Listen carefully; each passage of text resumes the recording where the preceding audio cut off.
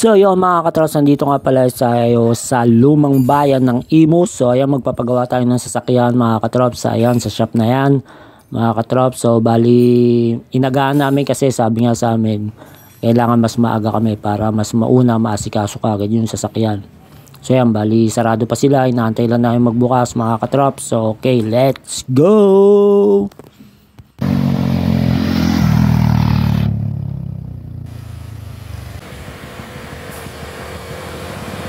So yan na nga, dahil mas maaga nga tayo dito, syempre ayan, nauna na, nasikaso na kagad yung sasakyan ng tropa. So sa tropa yung sasakyan na yan, na Honda mga katrops. No? Bali kasi nagpasama siya sa akin, gawa ng gusto niya may kasama. Kasi hindi niya rin kabisado itong lugar na to mga katrops. So ayan.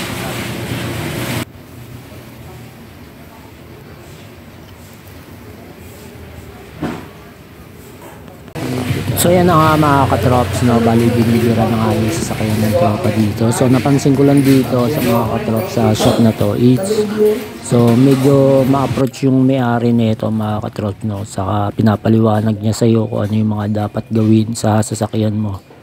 So yun lang yung napansin ko dito. So ito kasi yung tropa kasi is bali nakita niya lang din to sa Facebook, no? Na nagba-vlog din kasi sila, sir. So bali ang nakita niya guys, may mga ginagawa ring Honda. Dahil Honda nga yung kotse niya, kaya dito niya napasyang dalhin to.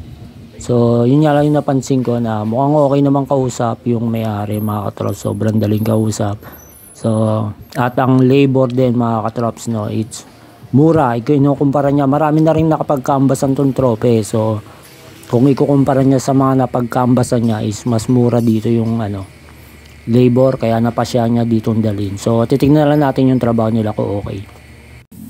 At ito nga pala mga katrops, no, yung pangalan ng shop na to mga katrops. So ayan, bahala na kayo, bisitahin nyo yung FB page niya mga katrops. So kinatisin nyo kung sa tingin nyo okay. Sa mga taga Imus yan, medyo malalapit lang mga katrops. So ayan na, so bahala na kayo, kasi kami nga first time lang din namin magpagawa dito mga katrops. So dito is malapit na matapos yung paggagawa doon sa sasakyan ng tropa. Bali yan, pagkatapos nga is uwi na rin kami. So ang para sa akin, it's good naman yung gumawa mga katrops. So okay tayo.